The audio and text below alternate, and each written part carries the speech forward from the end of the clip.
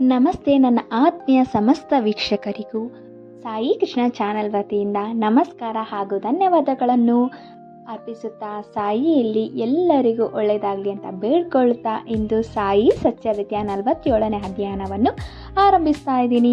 ಇದರಲ್ಲಿ ವೀರಭದ್ರಪ್ಪ ಮತ್ತು ಚೆನ್ನಬಸಪ್ಪ ಮತ್ತು ಕಪ್ಪೆ ಮತ್ತು ಸರ್ಪದ ಬಗ್ಗೆ ಸಂಪೂರ್ಣ ವಿವರಣೆಯನ್ನು ಈ ಕಥೆಯಲ್ಲಿ ತಿಳಿಯೋಣ ಹಾಗೂ ಅದರ ಅರ್ಥದಿಂದ ನಮ್ಮ ಬದುಕನ್ನು ಏನೆಲ್ಲ ಚೇಂಜಸ್ ಆಗುತ್ತೆ, ಜನ್ಮ ಜನ್ಮಾಂತರಗಳ ಸಂಬಂಧದ ಅರ್ಥ ಏನು ಅನ್ನೋದನ್ನ ಈ ವಿವರಣೆಯಲ್ಲಿ ತಿಳ್ಕೊಳ್ಳೋಣ.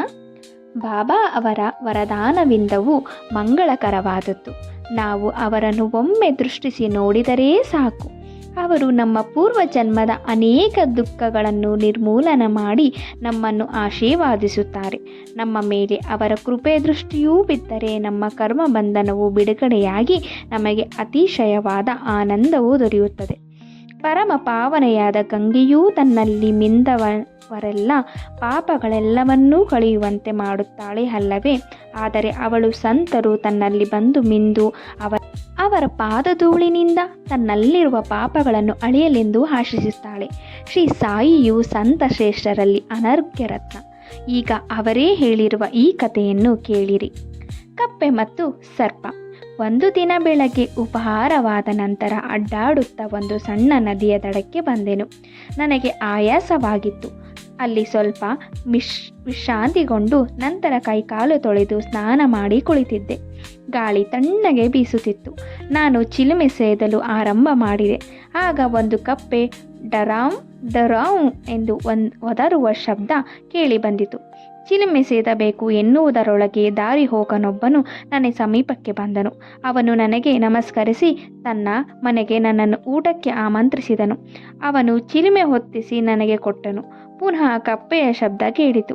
ದಾರಿ ಹೋಗನು ಕುತೂಹಲದಿಂದ ಅದು ಏನೆಂದು ಕೇಳಿದನು. ಆಗ ನಾನು, ಒಂದು ಕಪ್ಪೆ ತೊಂದರೆಯಲ್ಲಿ ಇದೆ. ಅದು ತನ್ನ ಹಿಂದಿನ ಜನ್ಮದ ಕರ್ಮಫಲವನ್ನೂ ಅನುಭವಿಸುತ್ತಿದೆ. ನಾವು ಪೂರ್ವ ಜನ್ಮದಲ್ಲಿ ಬಿತ್ತಿದ ಬೀಜದ ಫಲವನ್ನು ಈಗ ಅನುಭವಿಸಲೇಬೇಕು. ದುಃಖಿಸುವುದರಿಂದ ಏನೂ ಪ್ರಯೋಜನವಿಲ್ಲ ಎಂದೆನು. ನಂತರ ದಾರಿ ಹೋಗನು ಅವುಗಳನ್ನು ನೋಡಲು ಹೊರಟನು. ಆಗ ನಾನು, ಒಂದು ಕಪ್ಪೆ ಸರ್ಪದ ಬಾಯಿಗೆ ಸಿಕ್ಕು ಒದರುತ್ತಿದೆ. ಅವು ಎರಡೂ ಹಿಂದಿನ ಜನ್ಮದಲ್ಲಿ ವೈರಿಗಳಾಗಿದ್ದವು. ಈಗ ಅವು ತಮ್ಮ ತಮ್ಮ ಕರ್ಮಫಲವನ್ನು ಅನುಭವಿಸುತ್ತವೆ ಎಂದೆನು. ಅವನು ಆ ಕಡೆ ಹೋಗಿ ನೋಡಲು ಒಂದು ಕಾಳ ಸರ್ಪವು ಒಂದು ದೊಡ್ಡ ಕಪ್ಪೆಯನ್ನು ಬಾಯಿಯಲ್ಲಿ ಹಿಡಿದಿದ್ದನ್ನು ಕಂಡನು. ಅವನು ಹಿಂತಿರುಗಿ ಇನ್ನೂ 10-12 ನಿಮಿಷಗಳಲ್ಲಿ ಸರ್ಪವು ಕಪ್ಪೆಯನ್ನು ನುಂಗಿ ಬಿಡುವುದೆಂದು ತಿಳಿಸಿದನು. ಅದಕ್ಕೆ ನಾನು, ಸಾಧ್ಯವಿಲ್ಲ. ಅದರ ಅಪ್ಪನಾದ ನಾನು ಇಲ್ಲಿ ಇರುವಾಗ ಸರ್ಪವು ಅದನ್ನು ನುಂಗಲು ಸಾಧ್ಯವೇ? ಹಾಗಾದರೆ ನಾನು ಇಲ್ಲಿ ಇರುವುದು ಹೇಗೆ? ಕಪ್ಪೆಯನ್ನು ಹೇಗೆ ರಕ್ಷಿಸುವೆನೆಂದು ನೋಡು ಎಂದೆನು. ಚಿಲುಮೆ ಸೇದಿದ ನಂತರ ನಾವು ಆ ಸ್ಥಳಕ್ಕೆ ಧಾವಿಸಿದೆವು. ಅವನು ಸರ್ಪದ ತಮ್ಮ ಮೇಲೆ ಎರಗಿ ಬೀಳುವುದು ಎಂಬ ಭಯದಿಂದ ನನ್ನನ್ನು ಮುಂದೆ ಹೋಗದಂತೆ ತಡೆದನು. ಅದಕ್ಕೆ ಲೆಕ್ಕಿಸದೆ ನಾನು ಮುಂದೆ ಹೋಗಿ ಆ ಸರ್ಪವನ್ನು ಕುರಿತು, ವೀರಭದ್ರಪ್ಪ, ನಿನ್ನ ಶತ್ರುವಾದ ಬಸಪ್ಪನು ಕಪ್ಪೆಯಾಗಿ ಹುಟ್ಟಿದ ನಂತರವೂ ಪಶ್ಚಾತ್ತಾಪಗೊಂಡಿಲ್ಲವೇ? ನೀನೂ ಸಹ ಸರ್ಪವಾಗಿ ಹುಟ್ಟಿದ ನಂತರವೂ ನಿನ್ನ ದ್ವೇಷವನ್ನು ತ್ಯಜಿಸಲಿಲ್ಲವೇ? ನಾಚಿಕೆಯಿಂದ ನಿನ್ನ ದ್ವೇಷ ಬಿಟ್ಟು ಶಾಂತವಾಗಿರು ಎಂದೆನು. ಇದನ್ನು ಕೇಳಿದ ನಂತರ ಸರ್ಪವು ಕಪ್ಪೆಯನ್ನು ಬಿಟ್ಟು ನೀರಿನಲ್ಲಿ ಮುಳುಗಿ ಮಾಯವಾಯಿತು. ಕಪ್ಪೆಯು ಪೊದರೆಯಲ್ಲಿ ಓಡಿ ಅವಿತುಕೊಂಡಿತು.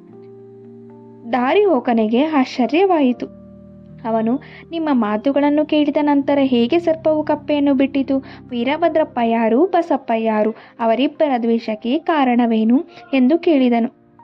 ಆಗ ನಾನು ಪುನಃ ಮರದ ನೆರಳಿಗೆ ಬಂದು ಅವನಿಗೆ ಚಿಲುಮೆಯನ್ನು ಕೊಟ್ಟು ಈ ರಹಸ್ಯವನ್ನು ಹೇಳಿದೆನು. ನನ್ನ ಊರಿನಲ್ಲಿ 4-5 ಮೇಲೆಗಳ ದೂರದಲ್ಲಿ ಒಂದು ಮಹಾದೇವನ ದೇವಸ್ಥಾನವಿತ್ತು. ದೇವಸ್ಥಾನವು ಬಹಳ ಹಳೆಯದಾಗಿ ಜೀರ್ಣ ವ್ಯವಸ್ಥೆಯಲ್ಲಿತ್ತು. ಅಲ್ಲಿಯ ನಿವಾಸಿಗಳು ಆ ದೇವಾಲಯದ ಜೀರ್ಣೋದ್ಧಾರಕ್ಕಾಗಿ ಹಣ ಶೇಖರಿಸಿ ಅದರ ದುರಸ್ತಿ ಕಾರ್ಯವನ್ನಾರಂಭಿಸಿದರು. ಸ್ಥಳೀಯ ಶ್ರೀಮಂತನೊಬ್ಬನು ಕೋಶಾಧಿಕಾರಿಯಾಗಿ ನೇಮಕಗೊಂಡ. ಸಂಪೂರ್ಣ ಮೇಲ್ವಿಚಾರಣೆಯನ್ನು ಅವನಿಗೆ ವಹಿಸಲಾಯಿತು. ಅವನು ಲೆಕ್ಕಪತ್ರಗಳನ್ನು ಸರಿಯಾಗಿ ಇಡಬೇಕಿತ್ತು. ಆದರೆ ಅವನು ಬಹಳ ಕೃಪಣ. ದೇವಸ್ಥಾನದ ದುರಸ್ತಿಗಾಗಿ ಸ್ವಲ್ಪ ಹಣ ವೆಚ್ಚ ಮಾಡಿದನು, ಕೆಲಸ ಮಾತ್ರ ಮುಂದುವರಿಯಲಿಲ್ಲ. ಹೀಗೆ ಎಲ್ಲ ಹಣವನ್ನು ವೆಚ್ಚ ಮಾಡಿದನೆಂದು ಹೇಳಿ ಸಾಕಷ್ಟು ಹಣವನ್ನು ಕಬಳಿಸಿದನು. ಮಾತಿನಲ್ಲಿ ಬಹಳ ಒರಟಾಗಿ ಕೆಲಸವೂ ನಡೆದಿದ್ದಕ್ಕೆ ಏನಾದರೂ ಕಾರಣಗಳನ್ನು ಹೇಳಿ ಕಾಲವನ್ನು ಕಳೆಯುತ್ತಿದ್ದನು. ಜನರು ಅವನ ಹತ್ತಿರ ಹೋಗಿ ಅವನ ಸಹಾಯವಿಲ್ಲದೆ ದುರಸ್ತಿ ಕೆಲಸ ಶೀಘ್ರವಾಗಿ ಮುಗಿಯುವುದಿಲ್ಲವೆಂದು ಹೇಳಿದರು. ಅವನು ಮತ್ತೊಂದು ಯೋಜನೆಯನ್ನು ತಯಾರಿಸಿ ಹಣವನ್ನು ಅವನಿಗೆ ಕೊಡಿಸಿ ಕಳುಹಿಸಿದರು. ಅವನು ಅದನ್ನೂ ಸಹ ತಿಂದು ಹಾಕಿದ್ದರಿಂದ ದೇವಾಲಯ ಸರಿಪಡಿಸುವ ಕೆಲಸ ನಡೆಯಲೇ ಇಲ್ಲ. ಇದಾದ ಕೆಲವು ದಿನಗಳ ನಂತರ ಮಹಾದೇವನು ಅವನ ಪತ್ನಿಯ ಕನಸಿನಲ್ಲಿ ಕಾಣಿಸಿಕೊಂಡು, ನೀನು ಹೋಗಿ ದೇವಾಲಯದ ಗೋಪುರದ ಕೆಲಸಕ್ಕೆ ಕೈ ಹಾಕು. ನೀನು ಖರ್ಚು ಮಾಡಬೇಕೆಂದುದಕ್ಕೆ 100 ಮಡಿಯಾಗಿ ನಾನು ಕೊಡುವೆನು ಎಂದು ಹೇಳಿದನು.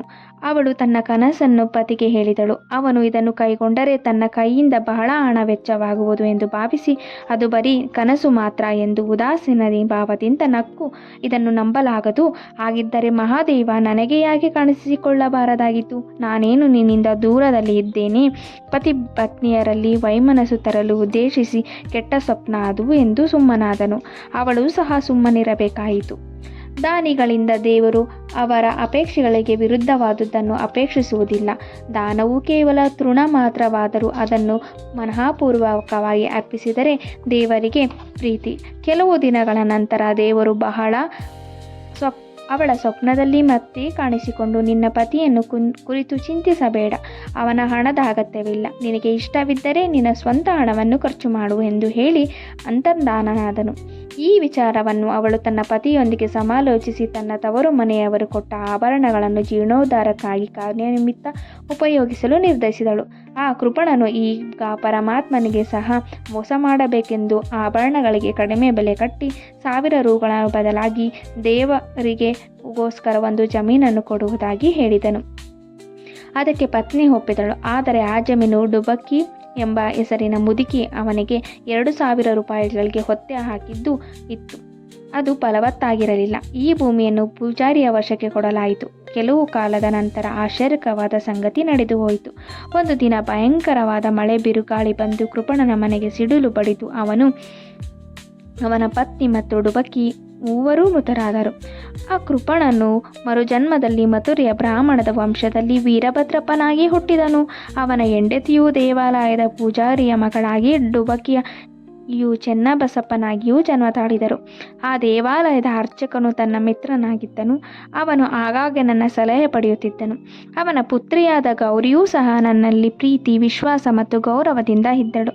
ಹುಡುಗಿಯು ಪ್ರಾಪ್ತ ವಯಸ್ಕಳಾದಳು. ಅರ್ಚಕನಿಗೆ ಅವಳ ಮದುವೆಯ ಚಿಂತೆ ಪ್ರಾರಂಭವಾಯಿತು. ವರನನ್ನು ಹುಡುಕತೊಡಗಿದರು. ಗೌರಿಯನ್ನು ವೀರಭದ್ರಪ್ಪನಿಗೆ ಕೊಟ್ಟು ವಿವಾಹ ಮಾಡಲಾಯಿತು. ವೀರಭದ್ರಪ್ಪನು ಮೊದಮೊದಲು ತನ್ನಲ್ಲಿ ವಿಶ್ವಾಸ ಇಟ್ಟಿದ್ದನು. ಆದರೆ ಈ ಜನ್ಮದಲ್ಲಿಯೂ ಅವನಿಗೆ ಧನಲೋಭ ಬಹಳ ಇದ್ದಿತ್ತು. ಕಾಲ ಉರುಳಿತು. ಗೌರಿಯ ಅದೃಷ್ಟದಿಂದ ಭೂಮಿಗೆ ಅತಿ ಹೆಚ್ಚು ಬೆಲೆ ಬಂದಿತು. ಆ ಶುಷ್ಕ ಜಮೀನಿಗೆ 1 ಲಕ್ಷ ರೂಪಾಯಿ ದೊರೆತವು. ಅವಳ ಆಭರಣ ಬೆಲೆಯು 1000ರಷ್ಟು. ಅರ್ಧ ಹಣವು ನಗದಾಗಿ ಬಂದಿತು. ಉಳಿದ ಅರ್ಧ ಹಣವನ್ನು 25 ಕಂತುಗಳಂಗೆ ಕೊಡುವಂತೆ ತೀರ್ಮಾನವಾಯಿತು. ಈ ಹಣದ ವಿಷಯದಲ್ಲಿ ಕಲಹ ಹುಟ್ಟಿತು. ತನ್ನ ಹತ್ತಿರ ಪಂಚಾಯಿತಿಗೆ ಬಂದರು. ಆಗ ನಾನು, ಈ ಜಮೀನು ದೇವರಿಗೆ ಸೇರಿತು, ಅದರ ಹಕ್ಕು ಪೂಜಾರಿಯದೆಂದು, ಅದರ ಮಾಲೀಕಳು ಗೌರಿ ಎಂದು, ಅವಳ ಅನುಮತಿ ಇಲ್ಲದೆ 1 ಕಾಸು ಕೂಡ ಮುಟ್ಟಲು ಅವಳ ಗಂಡನಿಗೆ ಅಧಿಕಾರವಿಲ್ಲವೆಂದು ತೀರ್ಮಾನ ಕೊಟ್ಟೆನು. ಇದನ್ನು ಕೇಳಿದ ವೀರಭದ್ರಪ್ಪ ನನ್ನ ಮೇಲೆ ಕೋಪಗೊಂಡು ಗೌರಿಯ ಹಕ್ಕನ್ನು ಅಲ್ಲಗಳೆದು ನಾನು ಹಣ ಪಡೆಯುವ ಇಚ್ಛಿಸಿರುವೆನೆಂದು ಆರೋಪಿಸಿದನು. ಅವನ ನುಡಿಗಳನ್ನು ಕೇಳಿ ದೇವರೇ ಎಂದೂ ಸ್ತಬ್ಧನಾದೆನು. ವೀರಭದ್ರಪ್ಪನು ಹೆಂಡತಿಯನ್ನು ತೆಗಳಿದನು. ಗೌರಿಯು ಮಧ್ಯಾಹ್ನ ತನ್ನ ಹತ್ತಿರ ಬಂದು, ನನ್ನ ಗಂಡನ ನುಡಿಗಳಿಂದ ನಿಮಗೆ ನೋವಾಗಿರಬಹುದು, ಆದರೆ ನೀವು ನನ್ನ ಕೈ ಬಿಡಬೇಡಿ ಎಂದು ಹಂಗಲಾಚಿ ಬೇಡಿಕೊಂಡಳು. ಹೀಗೆ ಅವಳು ನನ್ನಲ್ಲಿ ಶರಣಾಗತಳಾಗಿದ್ದರಿಂದ ನಾನು 7 ಸಮುದ್ರಗಳನ್ನಾದರೂ ದಾಟಿ ಅವಳನ್ನು ರಕ್ಷಿಸುವನೆಂದು ಅಭಯ ಕೊಟ್ಟೆನು. ಅದೇ ದಿನ ರಾತ್ರಿ ದೇವರು ಗೌರಿಯ ಸ್ವಪ್ನದಲ್ಲಿ ಕಾಣಿಸಿಕೊಂಡು, ದಾನವೆಲ್ಲವೂ ನಿನಗೆ ಸೇರಿದ್ದು, ಅದನ್ನು ಯಾರಿಗೂ ಕೊಡಬೇಡ. ಚೆನ್ನಬಸಪ್ಪನನ್ನು ಸಂಧಿಸಿ ಅವನೊಂದಿಗೆ ಆಲೋಚಿಸಿ ಸ್ವಲ್ಪ ಹಣವನ್ನು ದೇವಾಲಯಕ್ಕೆ ವಿನಿಯೋಗಿಸಿ ನಿನ್ನ ಸ್ವಂತ ಖರ್ಚಿಗೆ ಬೇಕಾದರೆ ಮಸೀದಿಯಲ್ಲಿರುವ ಬಾಬಾ ಅವರ ಸಲಹೆ ಪಡಿ ಎಂದು ಹೇಳಿ ಮಾಯವಾದನು. ಗೌರಿಯು ಇದನ್ನು ನನಗೆ ತಿಳಿಸಿದಳು. ನಾನು ಸರಿಯಾದ ಮಾರ್ಗದರ್ಶನ ನೀಡಿದೆ. ಅಸಲನ್ನು ನೀನೇ ಇಟ್ಟುಕೊಂಡು ಬಡ್ಡಿಗೆ ಅರ್ಧ ಭಾಗವನ್ನು ಚೆನ್ನಬಸಪ್ಪನಿಗೆ ಕೊಡು ಎಂದು ಹೇಳಿ, ವೀರಭದ್ರಪ್ಪನಿಗೆ ಇದರಲ್ಲಿ ಲೇಷ ಮಾತ್ರಕ್ಕೆ ಹಕ್ಕಿಲ್ಲ ಎಂದೆನು. ಹೀಗೆ ಹೇಳುತ್ತಿರುವಾಗ ಚೆನ್ನಬಸಪ್ಪ ಮತ್ತು ವೀರಭದ್ರಪ್ಪ ಇಬ್ಬರೂ ಕಲಹ ಮಾಡುತ್ತಾ ನನ್ನ ಬಳಿಗೆ ಬಂದರು. ನಾನು ಅವರನ್ನು ಸಮಾಧಾನ ಮಾಡಲು ಯತ್ನಿಸಿ ಗೌರಿಯು ಕಂಡ ಸ್ವಪ್ನವನ್ನು ಅವರಿಗೆ ತಿಳಿಸಿದನು.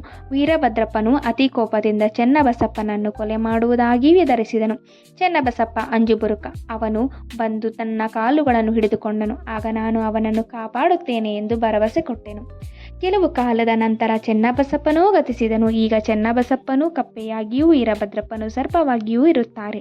ಚೆನ್ನಬಸಪ್ಪನ ಆರ್ತಧ್ವನಿಯನ್ನು ಕೇಳಿ ನನ್ನ ಮಾತುಗಳು ನೆನಪಾದವು. ಆದುದರಿಂದ ನಾನು ಬಂದು ಅವನನ್ನು ರಕ್ಷಿಸಿ ನನ್ನ ವಚನ ಪಾಲಿಸಿದೆನು. ಭಕ್ತರು ಅಪಾಯದಲ್ಲಿರುವಾಗ ದೇವರು ಅವನ ಕಡೆಗೆ ಹೋಗಿ ಅವನನ್ನು ಕಾಪಾಡುತ್ತಾರೆ. ನನ್ನನ್ನು ಇಲ್ಲಿಗೆ ಕಳುಹಿಸಿ ಕಪ್ಪೆಯನ್ನು ಚೆನ್ನಬಸಪ್ಪನನ್ನು ರಕ್ಷಿಸಿದನು.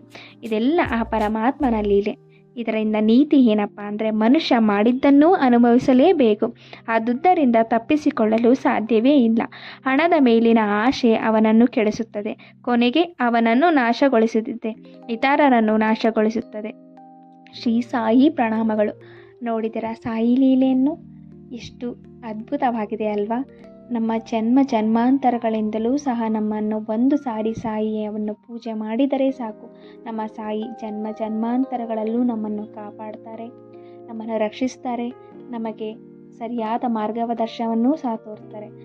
ಇಂಥ ಅದ್ಭುತವಾದ ಈ ದೇವರನ್ನು ನಾವು ಪೂಜೆ ಮಾಡೋದ್ರಿಂದ ಸಕಲವೂ ಲಭಿಸುತ್ತೆ ಅಂತ ಹೇಳ್ತಾ ಈ ಅಧ್ಯಯನವನ್ನು ಮುಗಿಸ್ತಾ ಇದ್ದೀನಿ. ಯಾರಿಗೆಲ್ಲ ಈ ಅಧ್ಯಯನ ಇಷ್ಟ ಆಯಿತು ದಯವಿಟ್ಟು ಲೈಕ್ ಮಾಡಿ, ಶೇರ್ ಮಾಡಿ, ಸಾಯಿ ಕೃಪೆಗೆ ಪಾತ್ರರಾಗಿ ಕಮೆಂಟಲ್ಲಿ ಓಂ ಸಾಯಿರಾಮ್ ಅಂತ ಹೇಳಿ ನನ್ನ ಚಾನೆಲ್ನ ಸಬ್ಸ್ಕ್ರೈಬ್ ಮಾಡ್ಕೊಂಡಿರೋ ಪ್ರತಿಯೊಬ್ಬ ಸಾಯಿ ಭಕ್ತರಿಗೂ ಧನ್ಯವಾದಗಳನ್ನು ಅರ್ಪಿಸುತ್ತಾ ಈ ವಿಡಿಯೋ ನೋಡ್ತಿರೋ ಪ್ರತಿಯೊಬ್ಬರಿಗೂ ಸಹ ಕೃತಜ್ಞತೆಗಳನ್ನು ಸಲ್ಲಿಸ್ತಾ ಸಬ್ಸ್ಕ್ರೈಬ್ ಇನ್ನೂ ಯಾರೆಲ್ಲ ಮಾಡ್ಕೊಂಡಿಲ್ಲ ದಯವಿಟ್ಟು ಸಬ್ಸ್ಕ್ರೈಬ್ ಮಾಡ್ಕೊಳ್ಳಿ. ಸಾಯಿ ಕೃಪೆಗೆ ಪಾತ್ರರಾಗಿ ಅಂತ ಹೇಳ್ತಾ ಈ ಅಧ್ಯಯನವನ್ನು ಮುಗಿಸ್ತಾ ಇದ್ದೀನಿ. ಸಾಯಿ ಶರಣಮಯ್ಯಪ್ಪ.